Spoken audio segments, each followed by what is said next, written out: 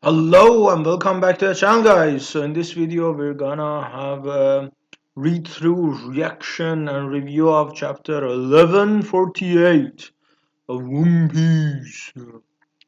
Let's see what's up. Ronya, one of the hostages, the girl, right? Right. Ooh, look at Alti and Pepe being dripped up. And what's that hat? Uh, Looks like the frogs had was it Kawamatsu? Yeah, and they're an udon, right? Hosolina, Tama, the the, the Dango dog, and of course the best ninja rivaling Hashirama himself, and yeah, arch nemesis of Madara Uchiha, and right, Unichild Yamato, and the Holy Inari Shrine Pilgrimage, Volume 33.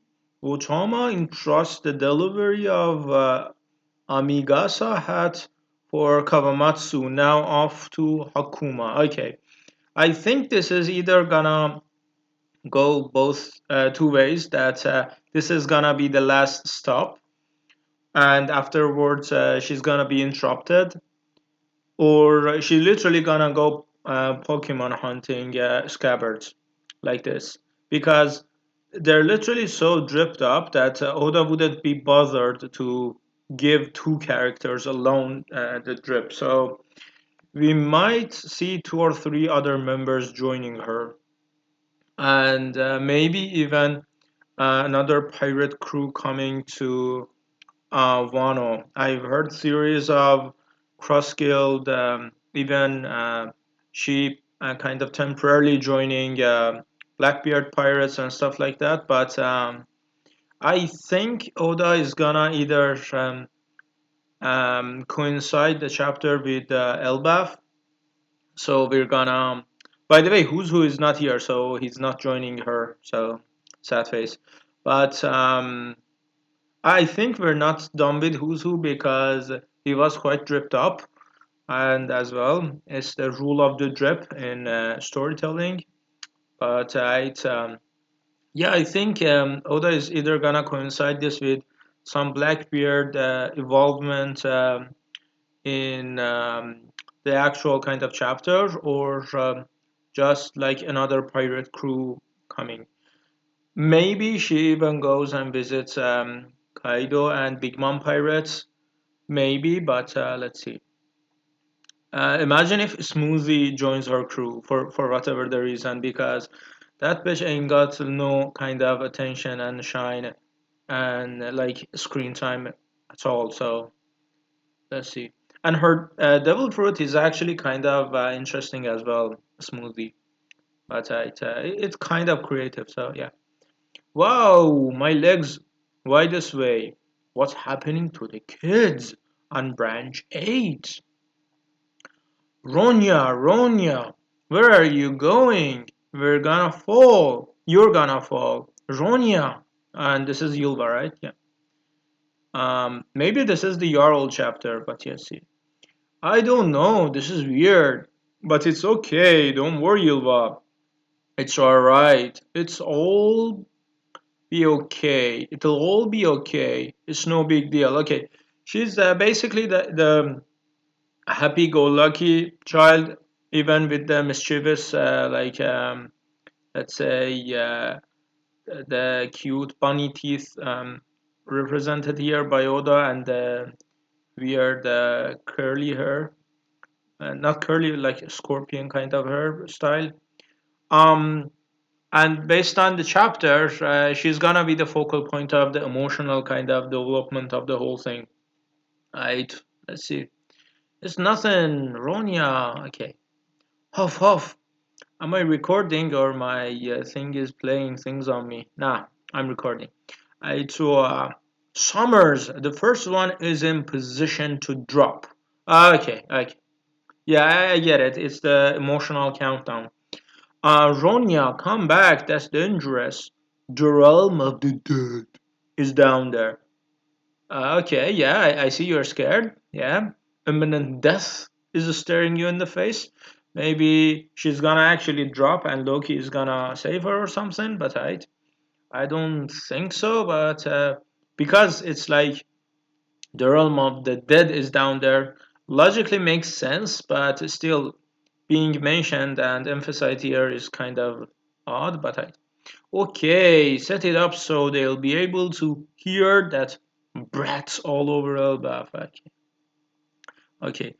Oda is on kind of a dark storytelling kind of path. I get it, I get it, I get it. Now then, it's your call. You've got 30 seconds before we start tossing the whelps over the edge. Mountain Beard Jarl. Where's Eminem at? Send word to those teachers. Eight. Order M. Order M. Yeah, Eminem.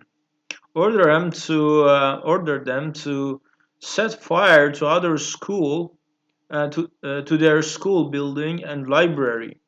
Damn it all, Elder Jarl. Um, no, that library contains works that are thousands of years old. That's the point, my guy. What are you saying? We have to prioritize the lives of hostages, right? This is the internal civil war going on, right? These demands aren't the real problem. Think about the big picture. They're trying to pressure Elbaf to bend the knee. Oh, we got some like woke people here, right? Are you saying we should let the kids die instead? Isn't there anyone close enough to stop this? Please put an end to this twisted game. Okay. On Chopper, stay put. What? Okay, people were freaking out over the double layer dice. That's just stylistic choice to literally put emphasis on the fury. But we shouldn't attempt to face those two without understanding their abilities. But then, why are you? I just can't keep my emotions in check any longer. Yeah, uh, it's literally the moment you say book, um, Robin goes mother mode. But you're going to kill the kids. What the hell is wrong with you? Not even the world's worst criminals stoop to this low, using children as hostages. Yeah, Dragon is not um, abusing kids. Waste. Yeah, wait. Sabo, Koala. Yeah, they're literally militant soldiers.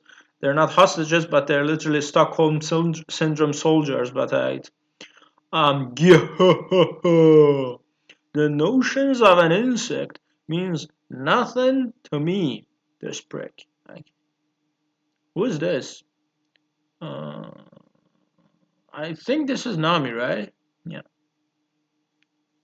It sounds like it's coming from what you call Soul King, but I don't think this is kind of like linguistic. This is Nami, but Frankie, I'm coming with you. Right, let's go.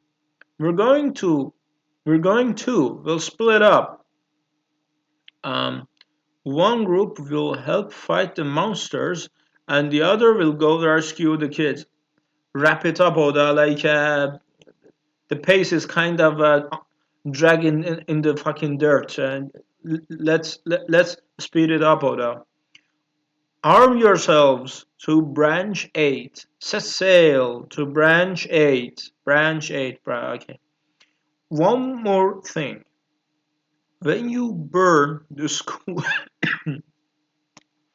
and library down, you are forbidden to rescue even one book from the flames. That's the point. I get it. Okay. Why, you ask? We intend for certain things to burn. Bruh, why are you then? That's like so obvious, but I think he's spitting it out. Your culture and your history. Cienflore! Okay, this kind of is inspired. Okay, the eyes are there again. This kind of is inspiring me to do a Kagurabachi video after this because I haven't read anything after the last video about it. Drumsticks. Okay, why the fuck did you change the English, Robin? You're supposed to be spitting all of them in fucking Spanish, but I. Siempre. Robinson, you're alright? Careful, we still haven't worked out that what those guys are capable of. I know. Shiteru! Right. Okay, he's still in the beard. Quattromano! Nico Robin. Clutch! Okay. Grab his balls, not Robin. People were literally saying Robin will grab his balls. Okay. Robin, you did it! He's been snapped in half. They're immortal. We can't beat them. Why fucking try then? Ah, Elbaf, can you hear me? 20 seconds remaining. This is nice. This is actually nice.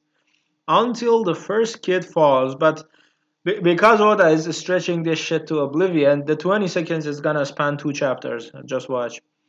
Damn it, he's a zombie too. Okay. Bro, are you kissing? The actual fuck. Okay. Whoa, what are you doing? Don't tell me you've got a crush on me. Yeah, exactly. The actual fact.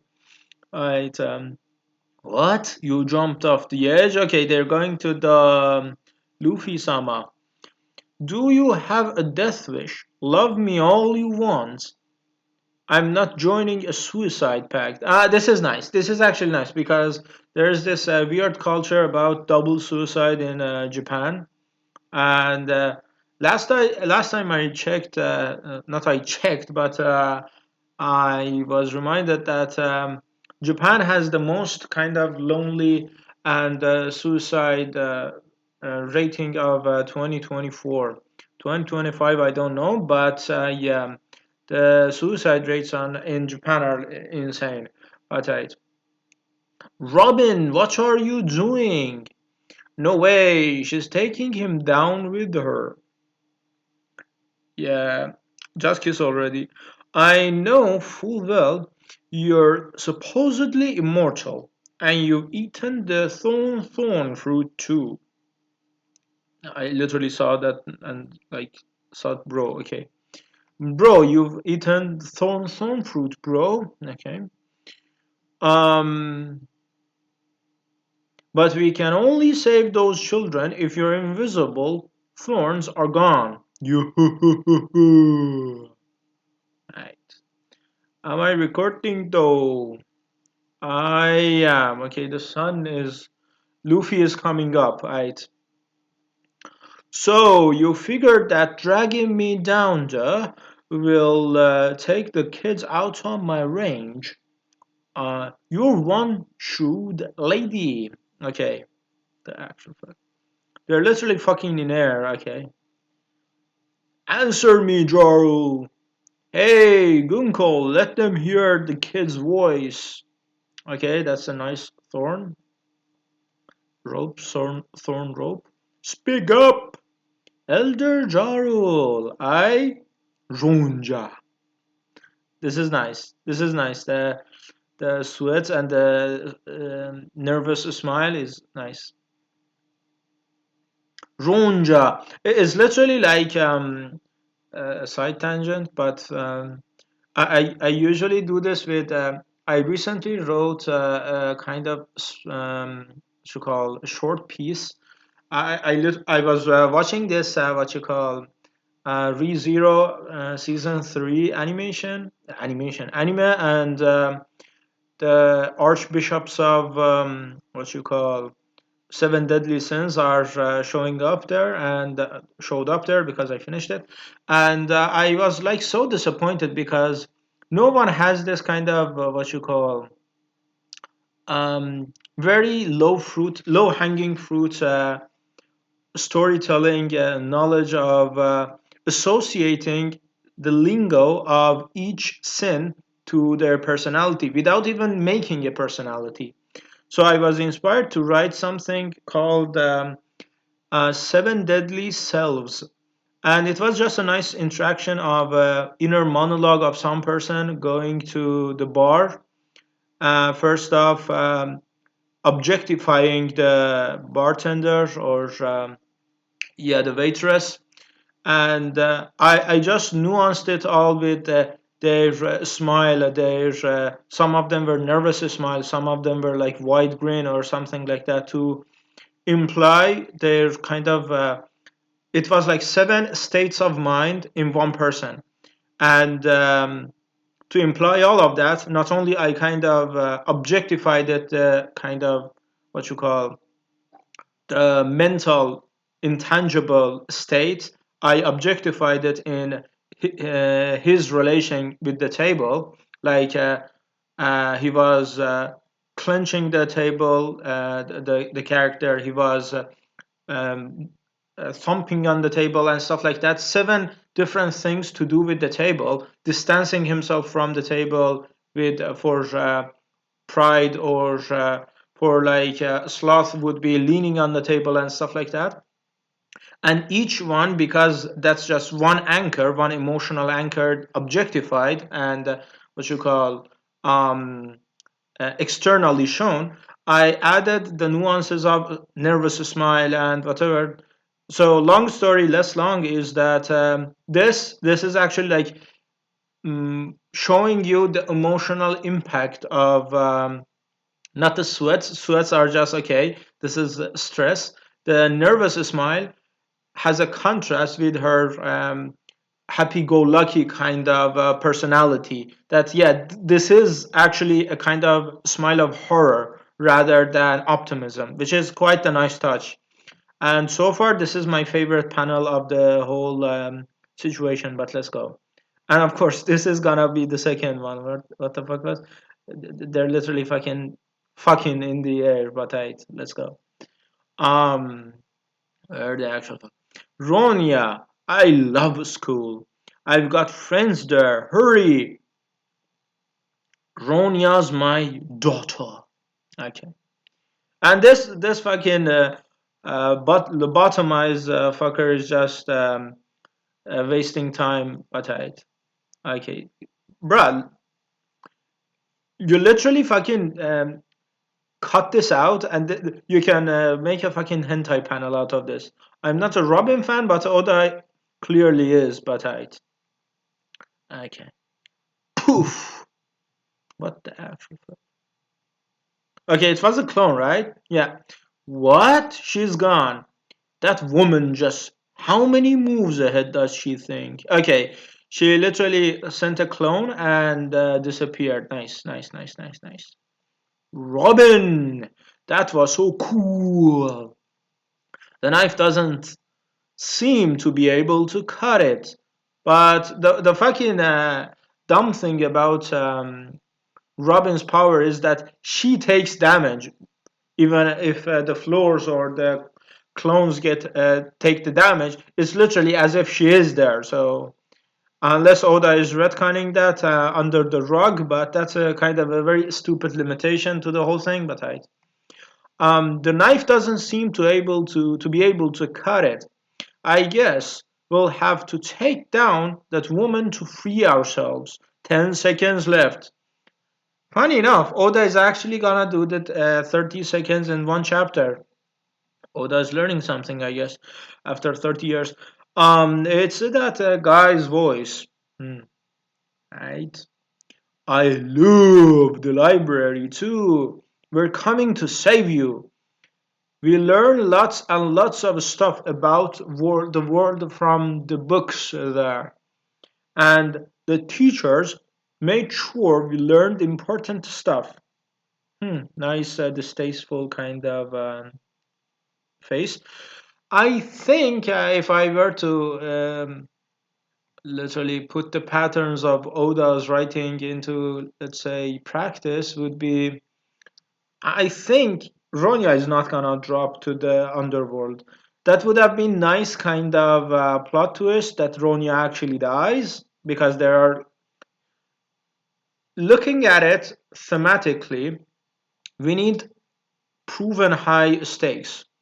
And literally personifying the stakes into 10 people, 10 children, that Ronya is not even the most important one. Yilva is, and the fucking, of course, Cullen. So you could, let's say, thematically, to be thematically safe, you could sacrifice her, yeah, to kill off a child, to put the threat threshold to the maximum, and to push it to the maximum, because you are kind of familiar with her quirks, with her kind of personality and stuff like that. But I don't think Oda is gonna do it. But story-wise, that would have been better because it strengthens the emotional attachment to other kids. But like not to cause trouble for others and not to do things that others hate. Yeah, she's literally she's good. She could be the mini Jesus of the whole situation because Jordan Peterson has a interesting kind of uh, let's say prioritizing pain and suffering, that he literally says pain is not suffering. Pain caused unjustly and put through unjustly or whatever, um, is kind of suffering. To turn that even further, pain inflicted upon an innocent soul adds more kind of dissonance between deserving and suffering. So the further you push the, let's say, the envelope of who deserves it and who doesn't, the further the gap kind of widens, it gives more kind of emotional resonance for whoever is witnessing that. So in storytelling would be, that's why, because why many like children are put into suffering, to literally maximize the emotional impact, because not only a kid is not deserving of that and is innocent, but also the presumed innocence, child innocence, is like seen in the real world as well, that other people associate a cartoonish kind of caricature with a real kind of situation. That's why the bunny's story hits that deep. That's why Ginny's story hits that deep, because that the parallel is that of innocence and kind of extreme suffering, that extreme pain, that the kind of gap between the two causes the, um, let's say, amplifies the notion of and perception of suffering, that the gap widens deeper, larger, and the more the gap widens, the larger the gap widens, the more you feel connection and emotional resonance with the whole situation. So yeah, but knowing Yoda is not gonna happen. Okay. And not to do things that others hate. Okay. If saving me means that the school and library go away, I think everyone will hate that. Yeah, that's Oda's way of putting more kind of, let's say, emotional investment into Ronya, because not only she is ready to sacrifice herself, that puts her on a kind of a higher moral ground. If something were to happen to her, the emotional resonance would be that much stronger, because not only she's innocent and being put through the pain, her innocence is kind of boosted by her acceptance of the kind of pain, that shows and boosts her kind of, let's say, her innocence to a next level. So yeah, it'd be better if I just failed. Yeah, exactly. So yeah. Don't worry, Elder Rule. Yeah, I saw this coming. The ugly kind of. Okay, this is my second favorite panel, because this isn't as nuanced as first one, but I've always been lucky. I'm sure I'll be okay. Yeah, yeah, yeah. Yeah. And this is the whole, even the edges of the smile are widened because now the stress level and the stress level are at the maximum. Yeah, this is nice. This is nice. I'm kind of like let's say used to the ugly crying of Oda, but it hits you. It hits you. Yeah, I two the smile. Yeah, the juxtaposition of the two smiles is quite notable as well. This is my fourth favorite panel as well. So, 2, 1, and let me guess. Scopper is gonna show up. Ange, please burn down the school. Elder Jorul. Wait 2 more seconds. Eminem is showing up. The library too. Please set it all on fire. What the? It's not regenerating? Okay, the fucking okay, Scopper is here, but the fucking paneling is gonna trip me up. But okay, yes sir. Okay, yeah, it's so funny because Robin is not crying for the kid. She's literally like, bruv, the fucking kid is ready to die. Burn her. Why my precious books? But that's funny. Who the fuck is this? Okay, the Thorn guy. Ah, this is Saul. Okay, Ange.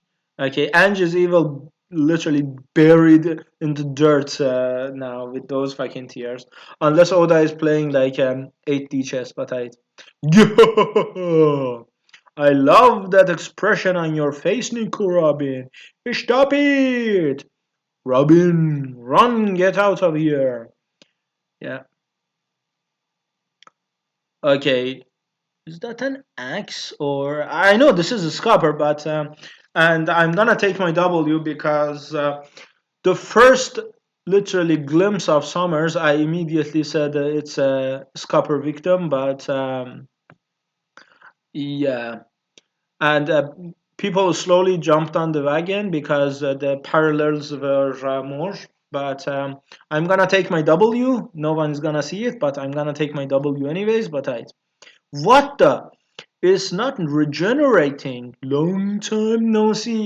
Bro, I fucking wanted this because they're supposed to be on fucking God Valley. So long time no see. That's nice.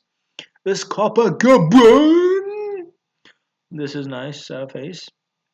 The exaggerated Oda face, nice. And okay, nice, nice, nice, nice, nice.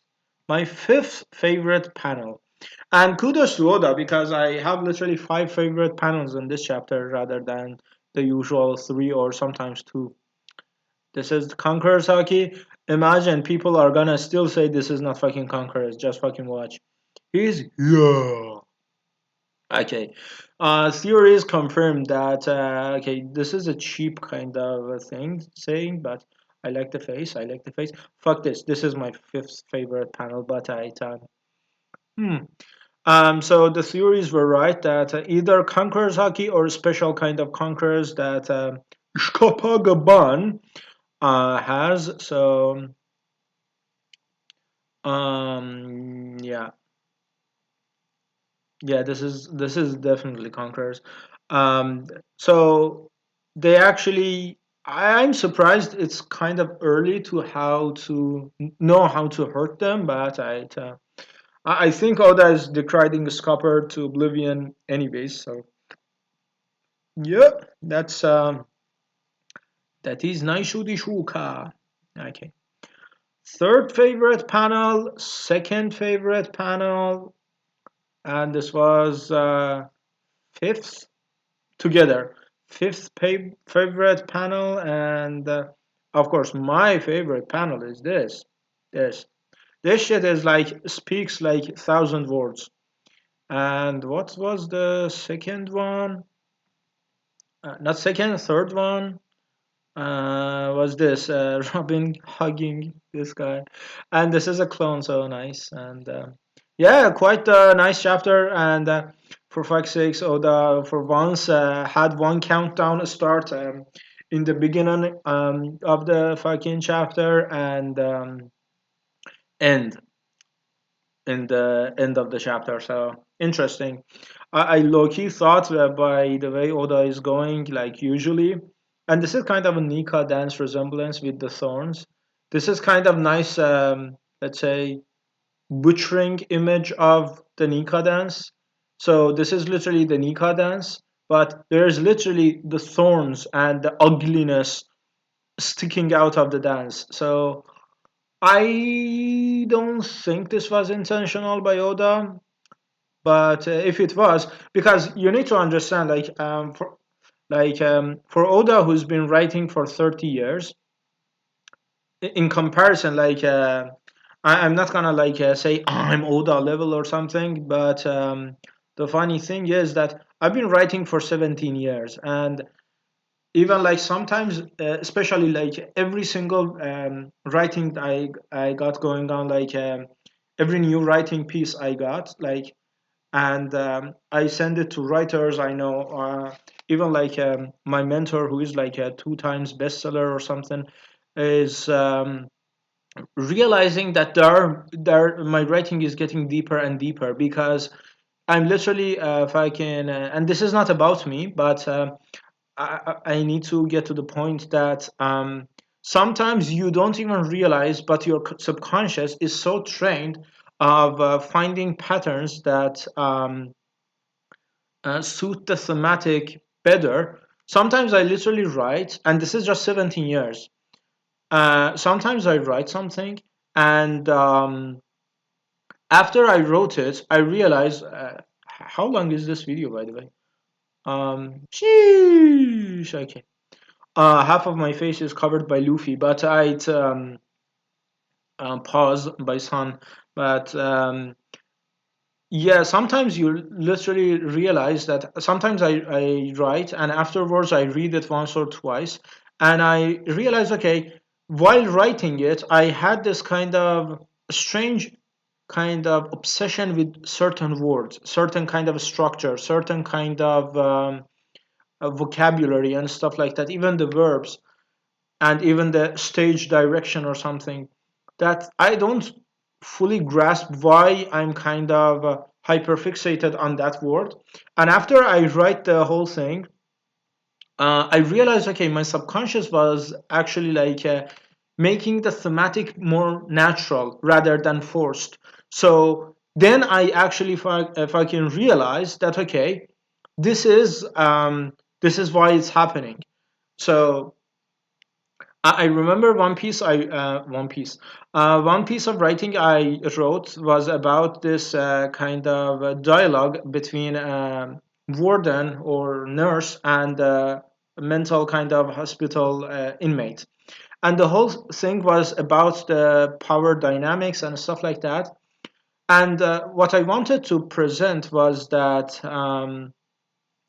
the inmate wants to go out, but he's so used to to the captivity that he cannot go out. But he is aware of his captivity, so at the same time he does want to go out and he doesn't go out. And to reflect that, I conflicted his own ideas about things in so many different ways in his scriptic and kind of talking about freedom, about whatever. But at the end of the day, his action would remain stagnant.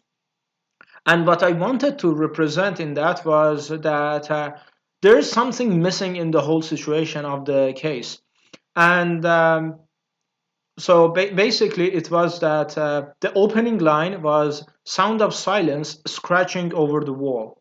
And at the time, I didn't realize why I use specifically sound of silence as my opening, scratching over the wall. And I kind of went over it one or two or three times, and I finally understood that sound of silence is literally SOS. He's literally scratching over the walls because the whole message is encrypted and in kind of what you call plain sight, you see let's say in the whole scenario, that he is scratching SOS on the wall, but he in a mental space is so like confused himself that he thinks he wants to stay, but his whole existence is literally screaming out. So that was very kind of interesting to me, that not only opening line literally uh, what you call summarizes the whole writing, the whole piece, that he's literally scratching over the wall SOS, that what you call uh, a stress signal, but he's not spilling it out because he himself doesn't know he wants the freedom or something. That was very kind of interesting nuance on the subconscious level. So all that said is that this Nika dance here is that, and with the thorns uglifying the kind of thematically enshrined and kind of respected and holy kind of pose, could be intentional because Oda does that sometimes, or could be just his subconscious literally, um, yeah, literally playing with the idea and ending up with this way. Even if it's just a stage direction, um, it's a W in Oda's book, anyways, because it's either his subconscious or conscious mind take making this choice. Because I know, like, this is very weird pose to be at. I know he's dancing, he's kind of casually um, um, what you call disregarding Robin, and shows kind of a power dynamic superiority in his case. So it hits more when he is literally one-shotted. He's not gonna die off of this, but this is very interesting because this is just, I think I'm gonna give it like, I think this is gonna be my favorite panel, because either it's subconscious or conscious. It's gonna be like writing depth that I love to. So I love to see in anything, to be honest. But yeah, I think my Yap Fiesta is over, and overall nice chapter. And yeah, this is my favorite panel, I think, because this is quite a nice imagery. But right, yeah, that's the video, and the Luffy is literally covering all over the place. But yeah, and till the next one, peace.